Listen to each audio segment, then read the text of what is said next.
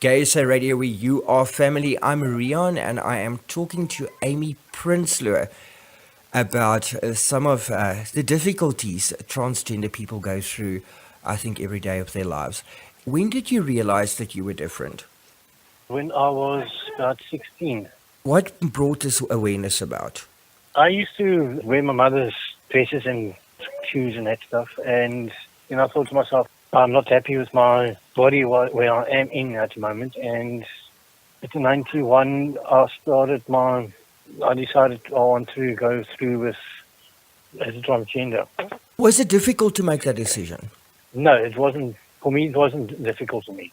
I was open, and my family knew about me. And at the time, relationship-wise, were you in a relationship? I was in a relationship in 91, and my brother did support me. He sent me through to Cape Town at that time, and I was going to have the operation, but I couldn't have the operation. Was it difficult for you to come out? No. I was open.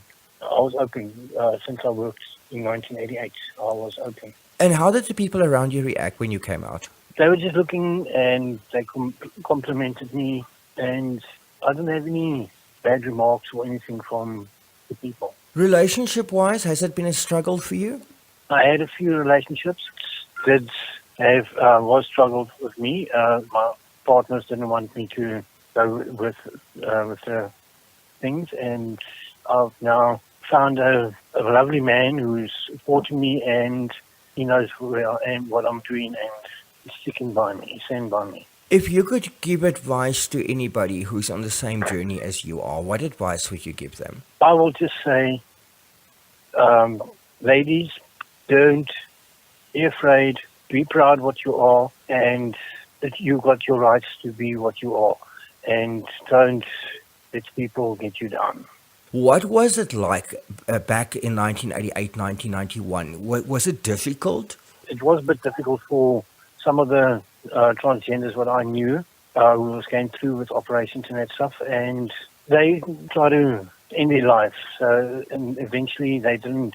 The one transgender who I knew, it was a friend of mine. I told her she mustn't do anything stupid. She must go through with it, with her stuff.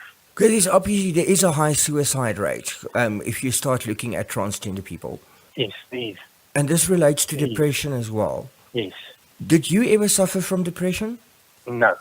I didn't even have suicide attempts or nothing.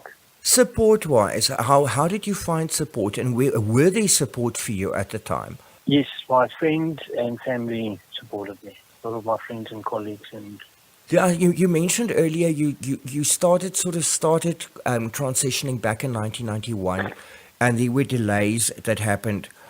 Why did that happen? Was it just difficult getting treatment? No, I had a panel of 12 psychiatrists, and they sent me to Kurtiski for the operation, and they would have started me on the hormone treatment at that time, and I was mugged and that stuff in Cape Town, so I couldn't go for the operation. So I had to cancel the operation. Do you think it's easier nowadays to have access to operations and treatments compared to back in 91? Yes, we have now Kurtiski, Steve Biko, hospital is doing it, and yes, there is good results of the operations now. Society and relationship-wise in general, I think that's my other question I have. Do you think it's become easier and more acceptable today than compared to, let's say, 5 or 10 years ago? Yes, with most of the transgenders I knew is coming now out, and who's in Cape Town, they want to have a support group here in Cape Town. And I wanted to try and establish a group here for the transgenders in Cape Town. So you're in Cape Town yourself? Yes. Another one that I sort of picked up along the line on this journey is that for many people, it becomes very difficult to accept that their partner now wants to transition. Why do you think people find it so difficult? Because some of the gay men do not want a female partner. They don't want a woman. They want a man. But that's just also so stereotypical, because there is a confusion between when you are transgender and when you are gay. That's correct. I had the same situation. I was married for 9 years, and my husband didn't want to support me with my transition going through with this. And He said if you wanted a woman, he would have married a woman. But I've found a lovely man who's a fiance is supporting me and everything, and his family is also supporting me and friends. Why do you think for many transgender people it's so difficult to come out? I'm not sure why they still want to be in the closet. I'm not sure why they want to be in there. They should come out because to stand up against make awareness of transgender people. And there's a lot of people I know who's in the closet. The one friend of mine who stayed in Cape Town, he went back to East London, and he's in the closet and he doesn't want to come out. And I said to him, Lexi, you must come out because it is not. If you're not happy with what you are, and you are seeing me, and you're happy with what you want to do, go for it.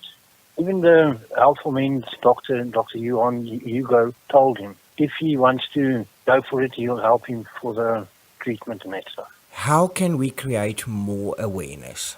All the transgenders must come out and meet and try and just be happy for themselves and support all the transgenders together. Now, as an ally, I'm a huge transgender ally. What can I do to help? I would like you to just mention them, please just contact me in Cape Town, who's transgenders. I can go to Triangle Project and then we can meet there and we can have sessions there and then talk about the sport and that stuff. So to start a monthly support group in the Cape Town area? Yes, I want to start from next year. If people want to get hold of you, I think they can contact me through GaySA Radio and I will put them in contact, or they can find you on Facebook. Yes, they can find me on Facebook as Amy Adams. It's Amy Adams. Yes. My other pressing question that I have, there's a court case happening in Cape Town involving Jade September. Can you tell me a little bit more about this? The court case is coming up the 26th of November, and it's the Quality Court in High Court in Cape Town. The men's prison management has taken her makeup away, taken her underwear away, and cut her hair short. They don't want her to be as a transgender in them. We are dealing with a transgender female who is sitting in a male prison here. Yes. That is very concerning, because how is that affecting her emotionally and physically? Okay, all the inmates in the men's Paul's Mall hasn't got a problem with her as a transgender. They accept her and they'll stand by her. It's just the management of the prison. What doesn't want her to be what she is, they want to force her to be a man. And that court case you said is in the Equality Court on the 26th of November. Yes.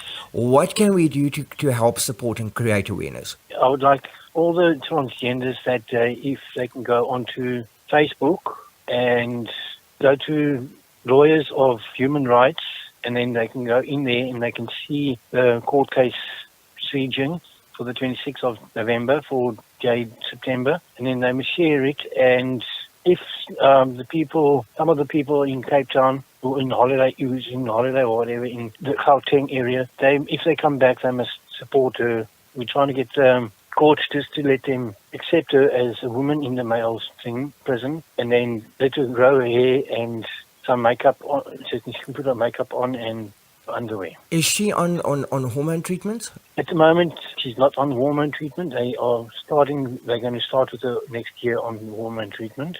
And that's a problem.